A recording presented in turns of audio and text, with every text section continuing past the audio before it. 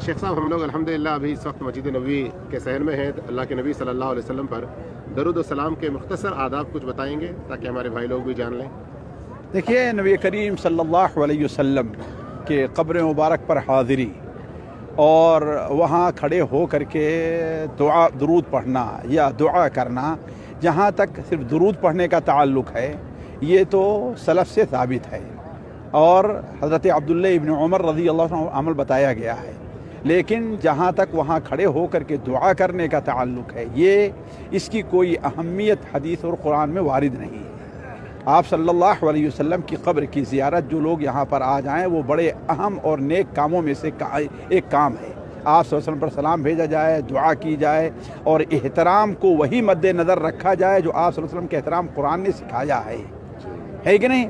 लेकिन वो एहतराम जो आम तौर पर लोग बना लिए हैं, यहाँ का है या खाने काबा का है कि उसको पीठ नहीं दिखाना है कि नहीं है, या आम तौर पर आज लोग ये कहते हैं कि हाँ रोज़े मुबारक को पीठ नहीं दिखाना है और उसको सामने खड़े करके उसको सामने रखते हुए दुआ करना है। ये ऐसी चीज़ें हैं जो बिदअत हैं, इसका कोई सबूत हदीस और कुरान के अंदर नहीं है। ना ही किसी सहाबी से ऐसा वारिद है, न किसी इमाम से ऐसा वारिद है।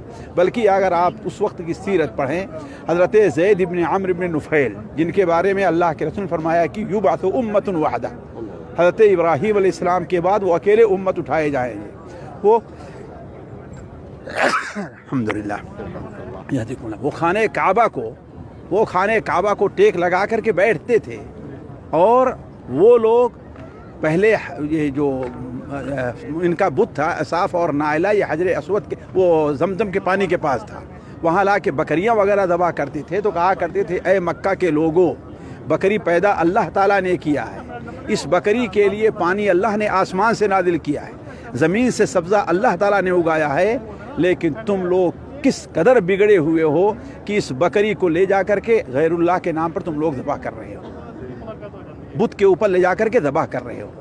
तो खाने काबा को पीठ दिखाना, अगर इंसान वापस जा रहा है, इसमें न खाने काबा की कोई तौहीन है, न मस्जिद नबी कोई तौहीन है, न अल्लाह के रसूल सल्लल्लाहु अलैहि वसल्लम के क़ब्र मुबारक की कोई तौहीन है।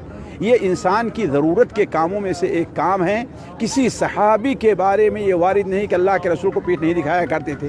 जब आप सल्लल्लाहु अलैहि वसल्लम की ज़िंदगी की यह अहमियत है, तो आपके वफ़ात के बाद तो अला कुल्ले हाल ये दीन के अंदर गुलू है, दीन के अंदर बिदअत ईजाद की गई है, इसका शरीयत के अंदर कोई सबूत नहीं है। अल्लाहु आलम। शेख, इसी मुनासिबत से एक सवाल कि अगर कोई मदीना से बाहर से आ रहा है तो मस्जिद नबवी में नमाज की नीयत करके वो आए या क़ब्र नबी सल्लल्लाहु अलैहि वसल्लम की ज़ियारत की नीयत से आए? देखिए, नबी करीम सल्लल्लाहु अलैहि वसल्लम की मस्जिद की जो ज़ियारत है, वो ज़ियारत एक ऐसी चीज़ है जो हर मुसलमान का, जहाँ पर ये उनकी दिली ख्वाहिश है, वहीं उसके लिए बाइसे अजर भी है। आप सल्लल्लाहु अलैहि वसल्लम ने इरशाद फरमाया कि ला तुशद्दुर रिहालु इल्ला इला सलास मसाजिद, सवाब की नीयत से, किसी मस्जिद की अहमियत की नीयत से, किसी मस्जिद के कुदसियत की नीयत से, किसी मस्जिद में वहाँ जा कर के ज़्यादा इबादत के सवाब की नीयत से, ये सिर्फ 3 जगहें हैं उनके लिए सफ़र किया जाएगा, मक्का मुकर्रमा, मस्जिद नबी और बैतुल मुक़द्दस। इसके अलावा और कोई मस्जिद अल्लाह के रसूल सल्लल्लाहु अलैहि वसल्लम ने मुक़द्दस नहीं बयान की। तो हर इंसान के लिए, हर मुसलमान के लिए जो आप सल्लल्लाहु अलैहि वसल्लम का मुत्तबे है, आपकी सुन्नत का पैरोकार है, उसे मदीना मुनव्वरा आना चाहिए। सिर्फ किस लिए? आप सल्लल्लाहु अलैहि वसल्लम की क़ब्र मुबारक की ज़ियारत के, आप सल्लल्लाहु अलैहि वसल्लम की मस्जिद मुबारक की ज़ियारत के लिए। मस्जिद की ज़ियारत से आए, जब यहाँ पर पहुँच जाए तो आप सल्लल्लाहु अलैहि वसल्लम की क़ब्र की भी ज़ियारत करे, और यहाँ पर पहुँच गया है तो उसके लिए एक बहुत बड़े सवाब का काम ये भी हो सकता है कि वो जा कर के क़ुबा की ज़ियारत करे और क़ुबा के अंदर 2 रकात नमाज पढ़े, है कि नहीं है। और अगर उससे तौफीक हो तो जो वो बकी के अंदर जो लोग मौजूद हैं उनकी भी ज़ियारत कर सकता है, लेकिन वहाँ से ये नीयतें हों, ये नीयत शरीयत के अंदर वारिद नहीं है। शेख, इसी मुनासिबत से और इस जगह से मुतालिक 1-2 सवाल और हैं, जैसे गुंबद खदरा को देखते हुए दुआ करना और इसी तरह से चप्पल उतार के नंगे पैर चलना कि नबी के मुबारक शहर में मेरे तौहीन न हो जाए, इस तरह से। भाई देखिए, अव्वलन तो गुंबद खदरा असर नबवी में था ही नहीं। ये गुंबद न असर नबवी में था, न असर सहाबा में था, न असर ताबईन में था, न असर तबा ताबईन में था, न इमामों के ज़माने में था, न खुलफाए बनु अब्बासिया ने ऐसा किया है, न खुलफाए बनु उमैया ने ऐसा किया है। ये आ करके आप सल्लल्लाहु अलैहि वसल्लम के वफ़ात के सैकड़ों साल बाद उस्मानियों ने यह गुंबद बनाया है। इसका मतलब है कि इस गुंबद की कोई हैसियत नहीं है।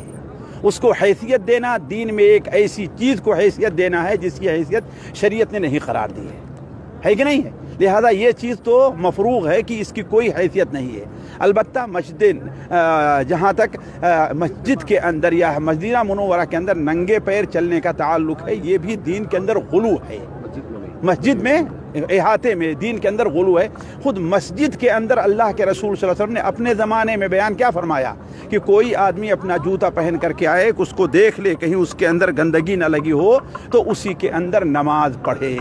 تو شرعی طور پر اس کی اجازت ہے، لہذا مسجد نبوی کے یا مدینہ منورہ میں ننگے پیر چلنا یہ بلا وجہ کا غلو ہے، جسے نبی کریم صلی اللہ علیہ وسلم کی ذات میں، آپ کے شان میں غلو کرنے والوں نے ایجاد کر لیا ہے، اس کا شریعت سے کوئی تعلق نہیں ہے۔ کچھ لوگ کہتے ہیں شیخ اس کا سایہ نہیں ہے، گنبد کا ہے۔ یہ بھی غلط بات ہے، دیکھا گیا ہے، ہم نے ایک بار لیا ہے، اس کا سایہ تھا۔ جو کہتا ہے کہ اس کا سایہ نہیں ہوتا ہے وہ بالکل غلط ہے۔ اچھا، دوسرا شیخ یہ ہے کہ جب ہم لوگ اندر زیارت کے لیے جاتے ہیں تو کیا طریقہ کار ہے اس کا درود پڑھنے کا یا سلام بھیجنے کا؟ وہی اللہم صلی علی محمد یا الصلاۃ والسلام علیک یا رسول اللہ۔